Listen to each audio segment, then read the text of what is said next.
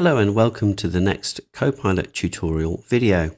And in this video, we'll be using Copilot to help us draft emails, reply to emails, and summarize long threads. Let's get started. Here is an email from John Smith, a prospective client who wants to know more about our AI service. So I want to use Copilot to help me construct a response. To do that, we'll click on the Copilot button in the top right hand side of the screen. This will open up your Copilot panel. Within the message Copilot box, we're going to ask a question. Here is the prompt. Can you create a suitable response? And I'm going to select the blue button to send that off. Here is the response from Copilot, making a suggestion about the kind of email response that we could formulate. So quite extensive. And Copilot has also suggested further prompts which we could use just by selecting them. Now I think what we'll ask it is if it can provide a call to action. So I'm going to send that prompt away. Copilot has updated the draft with a strong call to action added. If we take a look down, you can see it's added this next steps paragraph. It's talking about, could we schedule a quick call this week to discuss your requirements? We could also ask Copilot if it would be able to summarize this long thread. Let's have a go at that. So next, I'm asking if the draft email could be summarized to make it tighter. Let's send that off and see what happens. What Copilot has done, as you can see, it has summarized that email.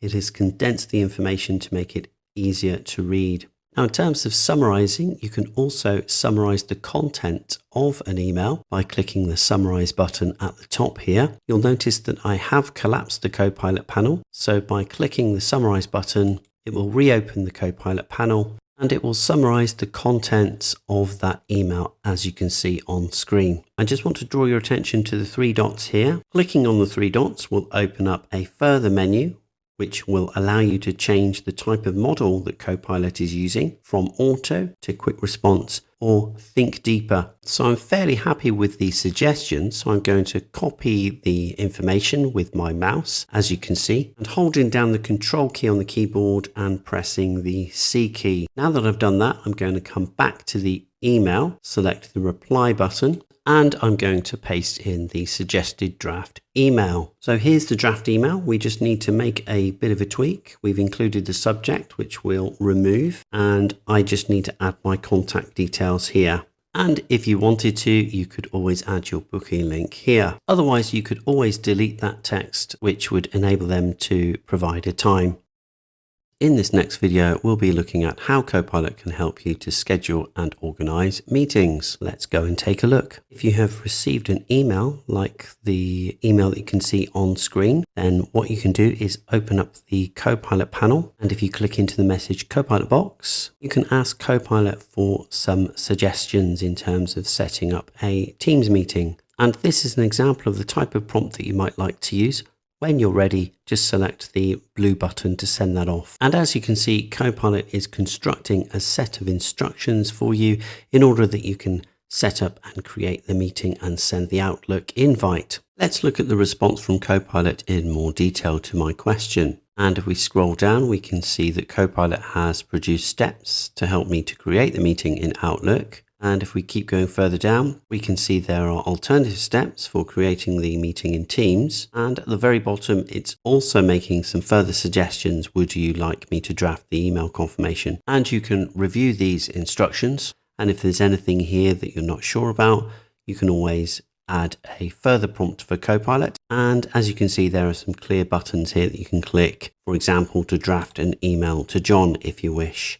So what I'm going to do is I'm going to open up the calendar in a separate browser tab by right-clicking on the calendar icon and selecting Open in New Tab. So now we have the calendar view open. If I head back to the previous tab, I can start to copy over some of the details. I'm going to copy the title of the meeting by using my mouse to select and holding down Control and pressing C. Back to the calendar view. The next step is to click into my calendar where I'd like the meeting to take place. So that's going to be the 17th of December at 2:30.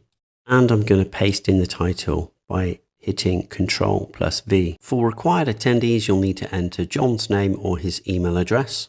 Now that we have invited John, I'm going to select one of the suggested times.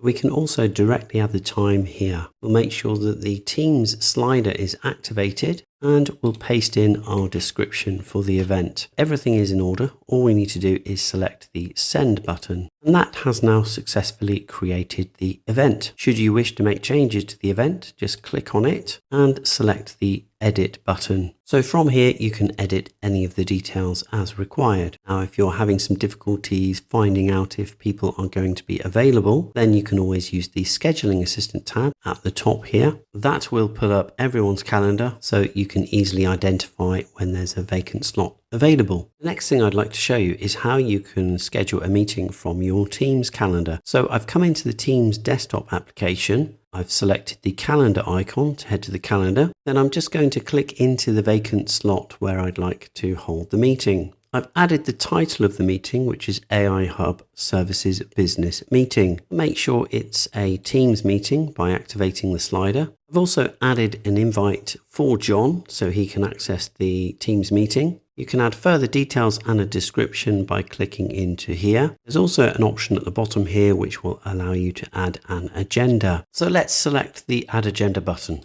This will load up the Loop Components feature where you can add agenda items. Just click where it says Topic to add your agenda item. Here is an example of one of them. So welcome to introductions with some bullet points. And if you wish to add more, just click the plus button, then select the suitable loop component. We're using a checklist for this example, and then just type in the next item. You can also add meeting notes, and if the person is in your organization, you can also create tasks.